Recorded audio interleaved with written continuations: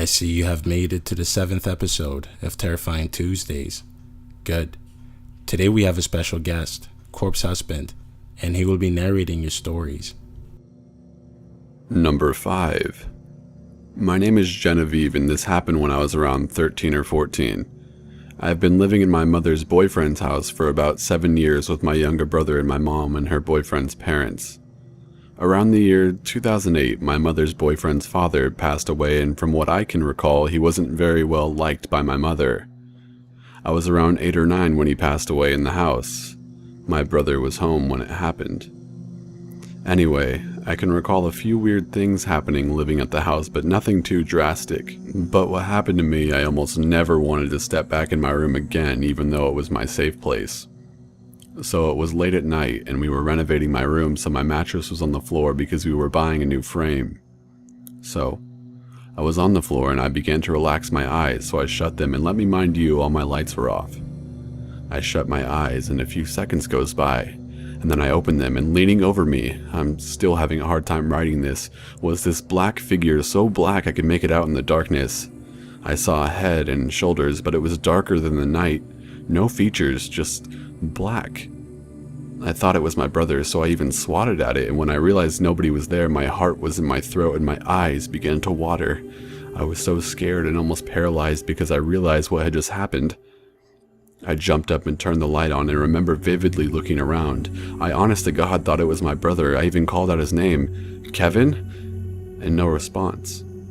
My room is the smallest in the house and it's cozy, but I knew what I saw that night was no creature from Earth, or at least living. I slept in the bathtub that night and I haven't seen anything since, as I still sleep in that room to this day. Number 4. A few years ago I went to an alternative school in a town called Broman. I currently live in Scottsville, Michigan. There were 6 other people that went to the school besides me, 2 of them being very close friends. We had a fundraiser so that we could go to Great Wolf Lodge in Traverse City. We got there early in the day, hung out in the water park, and went back to the room. Around 1 o'clock in the morning, we decided to go walk around the hotel. It was a fairly big place with a lot of kinked hallways so you couldn't see from one end to the other. We messed around, rode luggage carts down the halls, and even knocked on doors. Then, we decided to go down the elevator to the 3rd floor. There was a room with vending machines before we walked around the corner. Once we turned the corner and walked down far enough down the hallways to see the other side, we saw a woman standing there facing the main room. She had snow-white skin, blonde hair, and was wearing a staff uniform. We knew it couldn't be staff because they don't walk around this late. We sat there and stared for a second. My friend Anthony said, "Who is that?" As he finished his sentence, it turned around in a blur. It had no face, but the structure was still there. Then it started walking towards us, but it was moving at speed as if it was jogging. What made it even scarier is that it made no sound at all. We all freaked out and started running back to the elevator, and we hid in the room with the vending machines. We waited for it to come around the corner, but it never did. We went back to the room and ended up staying up all night. Once it opened up again and all the staff was there, I asked the lady at the desk to talk to the manager. Once I sat down with him, I asked him about the woman. He said he'd never hired someone that looked like that in his life. I've never been back since. Number 3. This happened last year. I'm attending college and waitressing part-time. A man from a military college in the same town came into the restaurant every Saturday and always requested my section. He never said much, but stared at me the entire time. According to my coworkers, if I wasn't working that night, he would just storm out. I would ride my bike around campus and to work, and I started finding notes in my basket. Some would say, "Have a nice day," or "You're beautiful." I had a feeling I knew who it was. One night, I hear a knock at the door, and my roommate went to go get it. She said a guy is at the door asking for me. I tell him I'm about to go to bed, and I attempt to shut the door. He props his foot against the door and said he didn't accept rejection. My roommate immediately calls the cops. At his school, everyone thought I was his girlfriend because that's what he told them. His room had a number of pictures of me. He would also track my bike to see where I live. It's not that crazy, but it made me almost shit myself. Remember, he doesn't accept rejection. Number 2. Hi, my name is Keegan and I'm 15 years old. This is a story how I saw a ghost, later to be revealed that our house is haunted. It all started when I was young. I had a friend over and we were in the basement playing on our computer. We were both small enough to fit in one big chair. We had the lights turned all the way off and the only thing you could see was the computer monitor. It looked as if we were on a stage and a spotlight was shined right on us, and we could not see anything behind the monitor. We were playing a game on a website when the game we played randomly stopped working. I heard a faint whisper. I figured it was my friend right beside me talking, so I turned and looked at him, and as I did, I noticed a figure in the distance. From what I recall, it was a little girl with long hair down to her chest.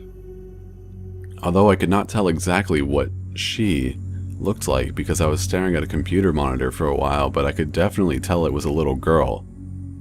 I have 2 sisters, but they are a lot older than me and they were out of the house at the time. I was in shock when I saw the ghostly figure and I turned back and immediately clicked the X on our browser and shut the game off. My friend looked at me as if I was crazy and asked me what I was doing. I pushed the chair away from the desk that my friend and I were in and I ran upstairs screaming. That night it was hard to tell my friend and my parents what I saw because I was a kid and kids sometimes have wild imaginations.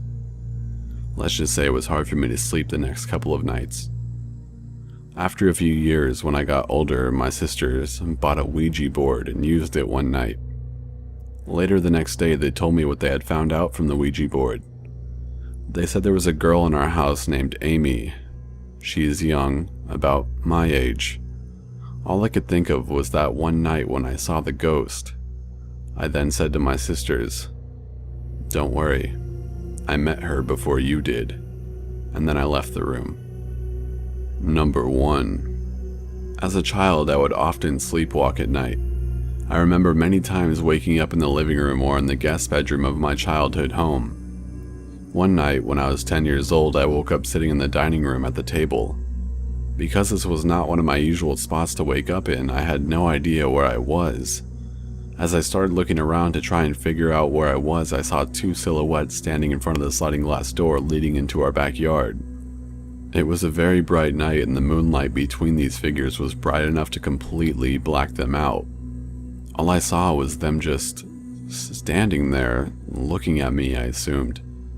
These figures looked very much like the shadows of a human, but the hands were very large and the fingers just as long, coming to a sharp point.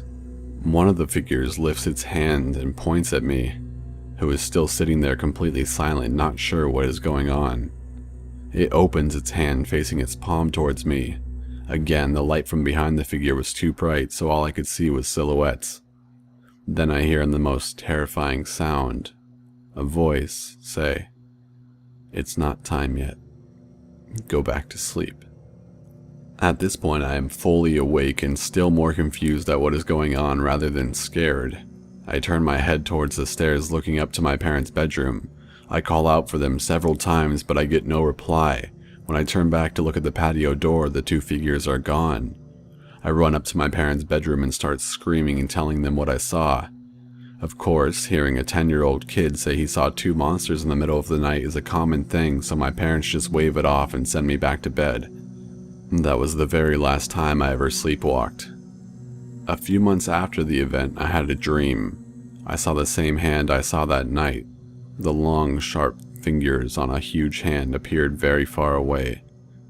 On the palm of the hand is a mouth, wide open and screaming at me. As the screaming got louder, I woke up. Every couple months to this day, I still have this dream. The only difference is the hand is getting closer to my face every time. I am now 27 years old and the hand is virtually right in front of my face when I wake up from the screams. I do mark down when I have these dreams, and the last one was June 3rd, 2015. On average, these dreams happen somewhere between 2 to 3 months since the last. I have had to go to therapy throughout my high school years relating to that night I had when I was 10 and subsequent dreams that have happened ever since then. Not knowing what will happen when the hand finally reaches my face in my dreams terrifies me every day. I know what I saw when I was 10 and I remember every detail like it just happened. Hopefully someday I will know the answer to why this has haunted me for most of my life and I will finally have peace. Click on the screen or in the description box for the link to his channel, and don't forget to subscribe to us.